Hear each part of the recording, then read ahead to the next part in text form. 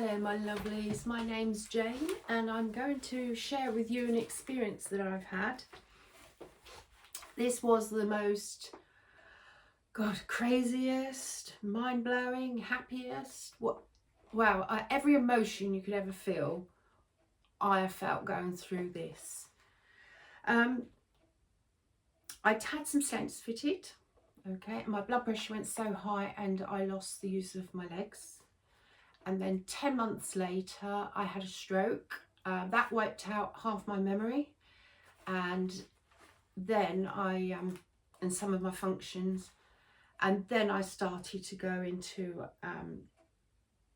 a deep depression, basically. I'd lost my business because I couldn't work. And while I was like really depressed, I just really hated myself. Everything was my fault. I was a failure. I was really in a bad place. So first of all, the other thing I want to say is I've never believed in God. I'm not religious. I went through this naturally. I didn't go looking for it. It came to me. And I believe I'm supposed to share this with you to help people that were in my situation. So I think the first thing that I'd like to say is, even though I didn't believe in God, I have had some psychic abilities, what I know as psychic abilities now. So when I was about 8, I had dreams and my brother was being picked up by this man in some woods. So we lived on a green, and all the kids would come to this green and play, but at the back of the houses were woods and we played an awful lot in there. So this is where I could see the man. He's picked up my brother and my brother's like using his arms to try and get to me. I'm trying to get to him and he's screaming. Whilst I'm having this dream, I can hear music and it's going dun dun dun dun. So this went on for a couple of months, and to be honest, I didn't really pay any attention to it. I didn't know what it was just dreams. One morning I'll get up and I'm having my toast and it's I'm just there on my own and this song comes on and I'm like, I knew my brother was going to be taken that day. I just knew. So I kept him away from the woods. We stayed away from the woods for about 3 days. And then after that, I think it was about 5 years later, I heard that song. And this time somebody was singing and it was Peter Gabriel and it's Salisbury Hill. And he says that he had a spiritual encounter on Salisbury Hill and then he wrote that song. So that is quite interesting. My next one was healing. So I now know I was born a spiritual healer. My first encounter again was 10 years old. My uncle has cancer, he's 23. And then they used to have to go from Havant all the way to London. And when he got back, he would be sobbing for his treatment. And one day I'm in the lounge and I just walked up to him and I started rubbing the arches of his feet and his pain stopped. And then after that I had to keep doing his feet. Now I hate feet. Unfortunately he died at 26, bless him. But so I've had healing abilities and I think I've always known, I know that there's life after death, but I just didn't believe in God. And it was, if people believe in God, that's great. I believe it's another word for love. And if it gets you through life, good luck to you. And that's the way I saw it. So how does somebody get from absolutely hating themselves, deep depression, and not seeing any way out of that situation to standing or sitting here with you on effectively the world stage?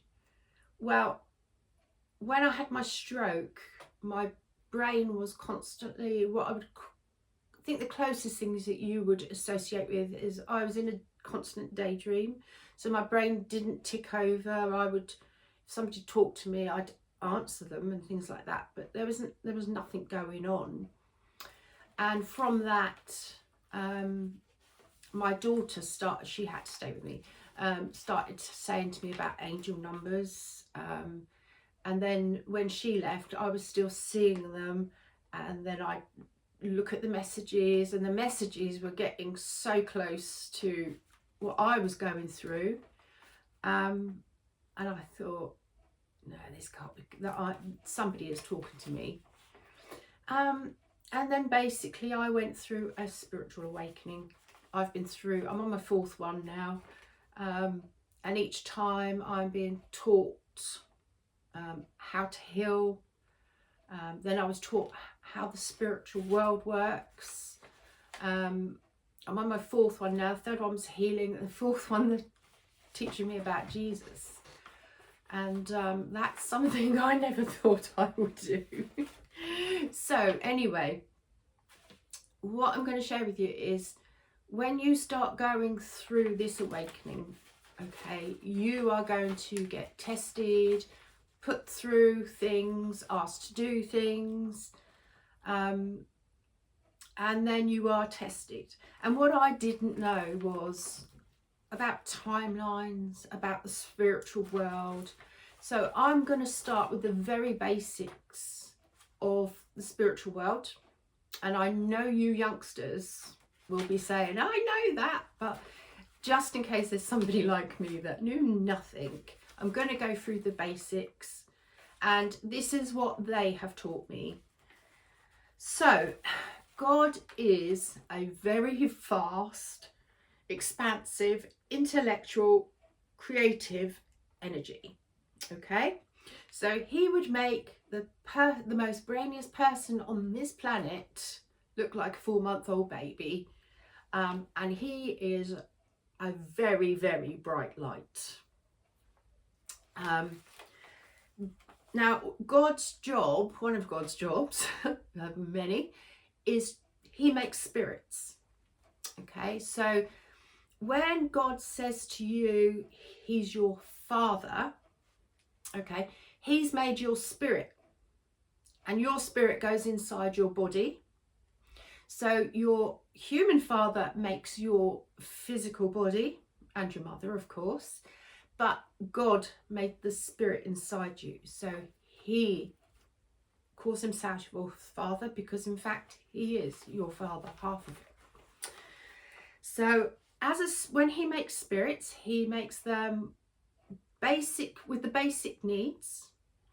Then the spirit has to come to Earth or whatever planet, and he has to have experiences, and from those experiences he grows. So a spirit can live many lives, but a human body only lives once.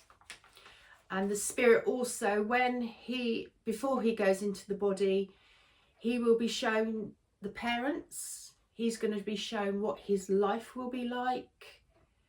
And he has to agree with all of that.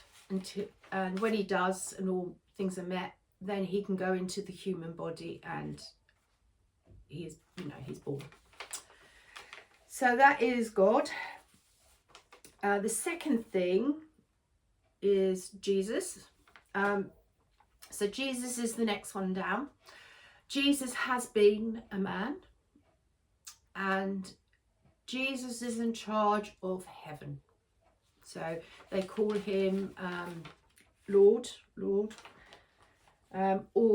they call him the Master. So that's basically Jesus's job. Then you have angels, archangels, spirit guides. You have your spirit family up there. You have your ancestors. You have dragons, fairies.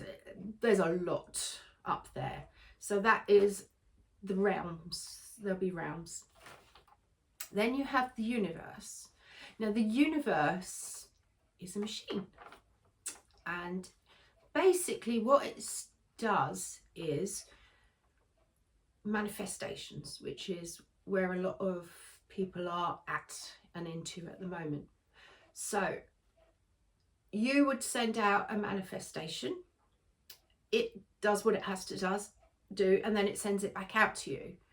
So it's rather like, you know, an Amazon or an eBay.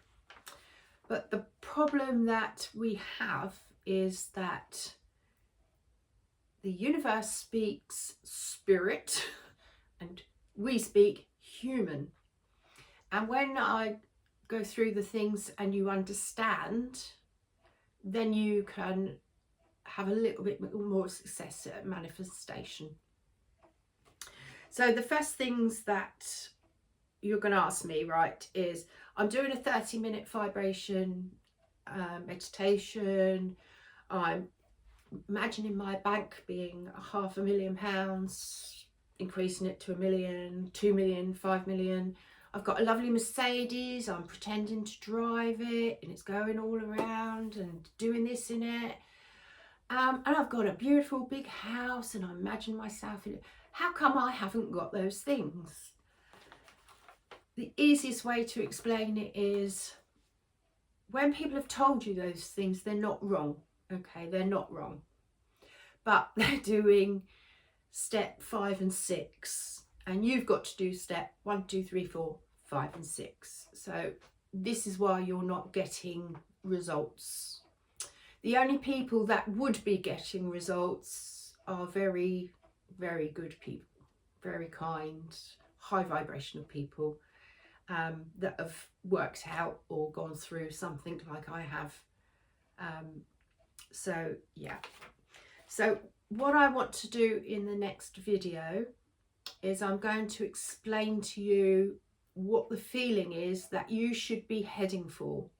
And then I'm going to show you how to get there and any pitfalls. So I will see you in the next videos, my darlings. Take care and I'll see you soon.